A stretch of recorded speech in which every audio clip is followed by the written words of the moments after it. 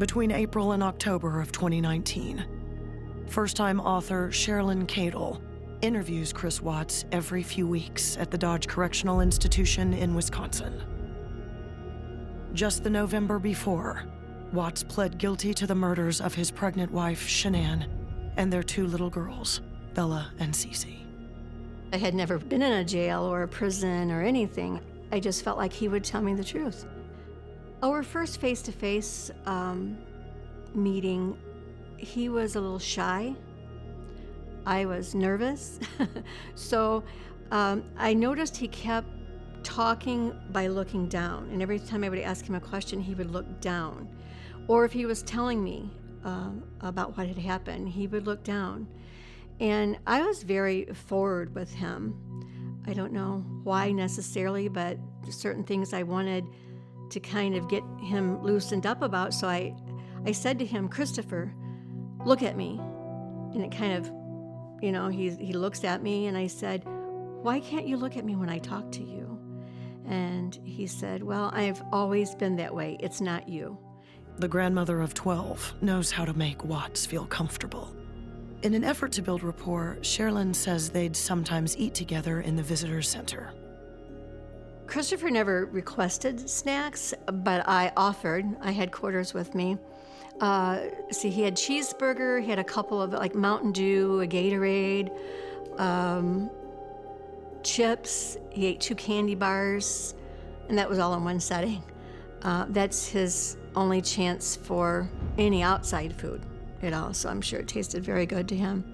I told him, you know, people refer to you as a monster and a murderer, and he did not like those 2 titles. He didn't want to be called a monster, but he is.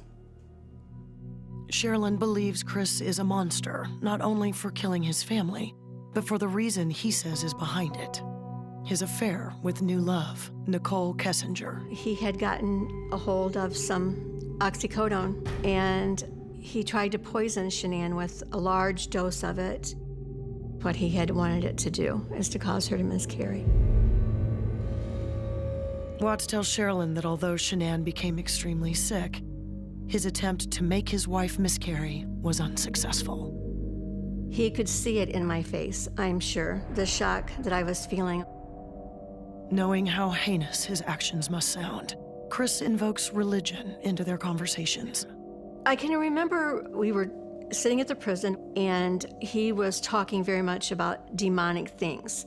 I didn't realize until much into the conversation that he was manipulating me into thinking that it was these dark creatures or dark spirit around him that he was blaming for the murders instead of it being him. He was possessed, and that's, I think, how he wanted the narrative to be. He was manipulating me into that, and it almost worked at times. My psychologist told me, well, all murderers are nice guys. They all come off that way to you. And so I was told that that is a type of manipulation that is used because they want you to think that they're a really nice guy. But how do you remove that from their personality? In letters to Cheryln, Chris writes how he carefully planned out the murders and reveals the tragic details step by step. On August 9th, 2018, Shanann goes away on business, and that's when Watts decides it's time to free himself of family constraints. The night Shanann is set to return, Watts puts his premeditated plan in motion. He told me that he knew that was the last time he would ever tuck his babies in. Then around 2 a.m., Shanann comes home from her trip. Watts admits to having sex with Shanann to disarm her. He leaves the room, and unbeknownst to Shanann, he goes to the girls' room to smother them, purportedly because he doesn't want them to hear him murder their mother. According to Chris's letter to Cheryln, he doesn't tell Shanann about his affair, only that he no longer loves her. They continue to argue, and Shanann allegedly tells him that if he leaves, he'll never see his girls again. Even though he left his girls for dead, Chris becomes enraged and chooses that moment to murder Shanann. He told me that he knew where the jugular veins were, how to press on those, and cut off the oxygen to her brain. And he said she blacked out very quickly, and then he continued to murder her.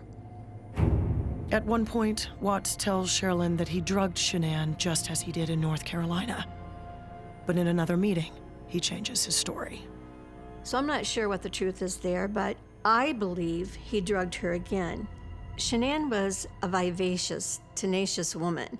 I believe that she would have fought back, and there was no sign that she fought back at all. Sometime after he murders Shanann, Watts is shocked to discover that his daughters are still alive. That threw him off of his plan, and he became very upset, very angry. He ended up leaving them in the house while he took Shanann out to the truck.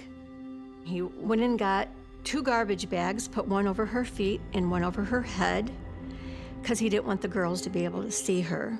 Chris later tells Cheryln that he then puts his girls into the back seat. He just wanted to kill them and have his new life.